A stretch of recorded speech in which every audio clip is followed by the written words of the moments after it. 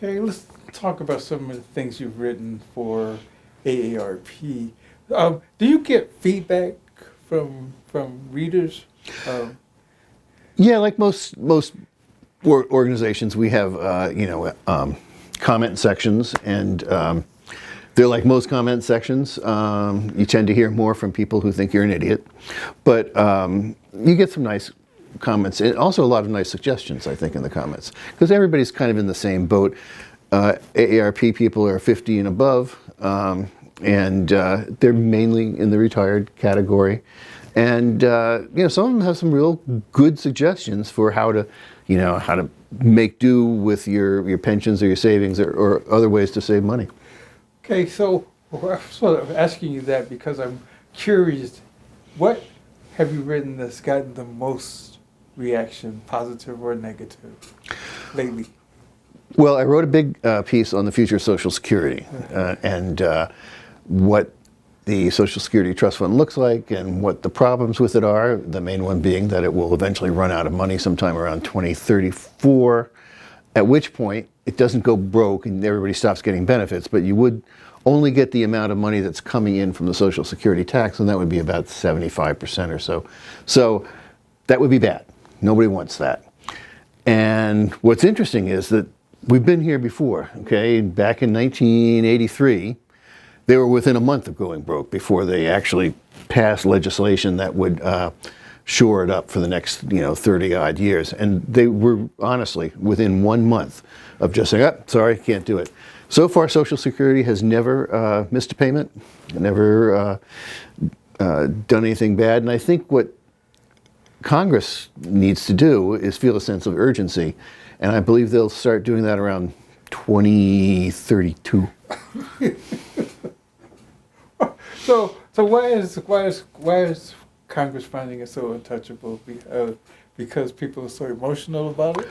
Well, and as they should be. Social Security is a tremendously good social program. It has lifted millions of people out of poverty, older people. It gives benefits to the disabled and to people, to survivor benefits.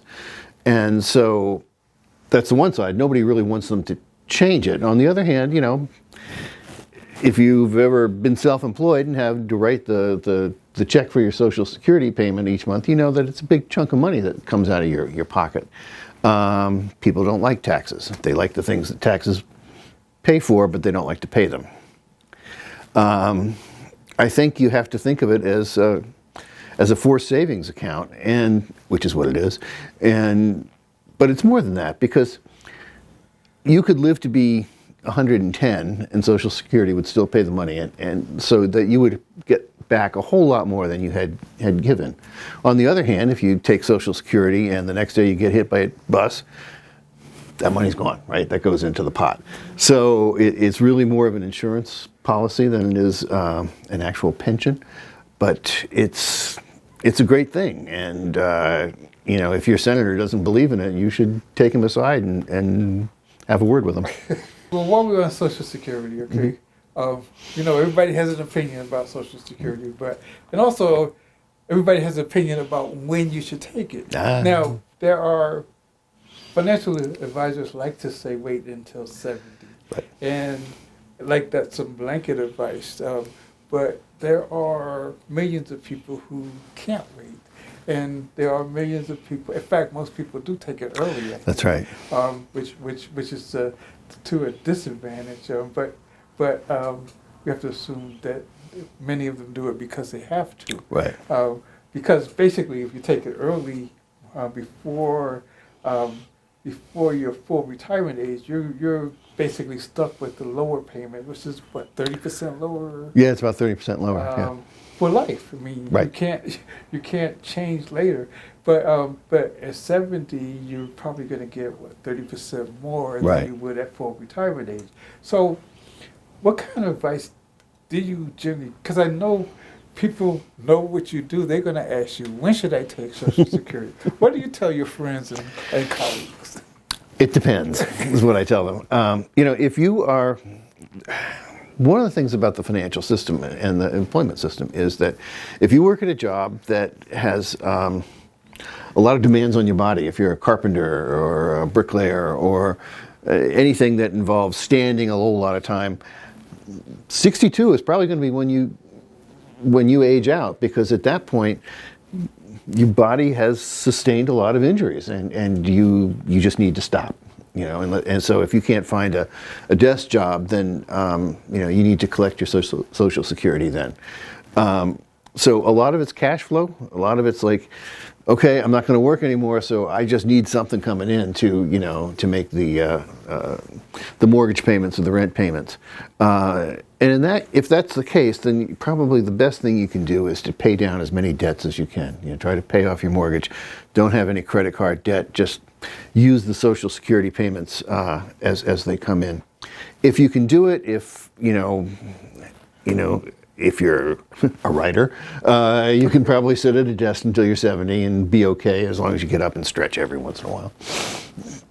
Okay, and women historically have received lower Social Security checks. Why is that? It's actually partly because if they have children, they often take time off from their work, and that results in a lower amount that you contribute to Social Security. You have to have 10 quarters of Social Security income to get in there, and the more quarters you have, they take the highest quarters and leave the lower ones behind. But if you're out of the workforce for any period of time, that's going to lower your Social Security. Women are also, it's not a bad thing, but they live longer. So, Social Security has to go farther for women, and it often doesn't. I don't know what the solution to that is, aside from increasing rates for women for Social Security, or somehow equalizing that, and that hasn't happened. Okay, and it's a similar story for African Americans and other people of color. For some different reasons. What some of those reasons? Yeah, discrimination. I think is kind of what it comes down to, is that if you are paid less for the same job as other people do, you're being discriminated against, and that's not only infuriating while it's happening, but it will haunt you as you get older and hit the Social Security system, because not only will you have been discriminated against during your working life, you'll be discriminated against during your retirement as well, and it's insidious. One of the things that people don't realize when they talk about the unemployment rate is very low, but it's still twice as high for people of color, and it's granted at a record low, but it's still twice as high, and it's not fair.